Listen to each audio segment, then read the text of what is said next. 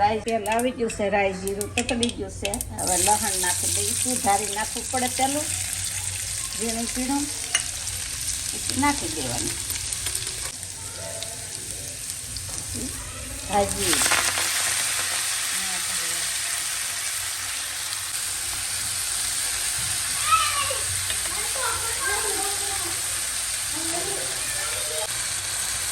હળદર થોડુંક નાખી દીધું, સ્વાદ પ્રમાણે નિમક.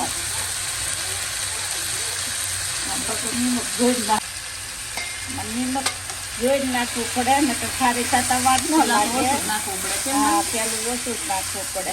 આમાં ઓછું જ નાખવું પડે. ભાજી તરત ખારી થઈ જાય છે, તરત ખારી થઈ જાય ને ગળીને થઈ જાય જરી કેવી એકદમ.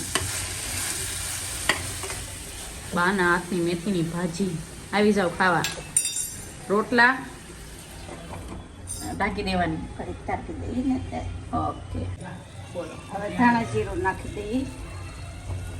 હાવ ગળીને મસ્ત થઈ ગઈ. કેમ મસ્ત મસ્ત થઈ ગઈ. પણ ભાજી ગમે એટલી હોય થઈ જાય થોડી થોડીક એવીને આમાં મરચું પાછું સળિયાતું નાખવું પડે, તીખી હોય એટલે મજા આવે.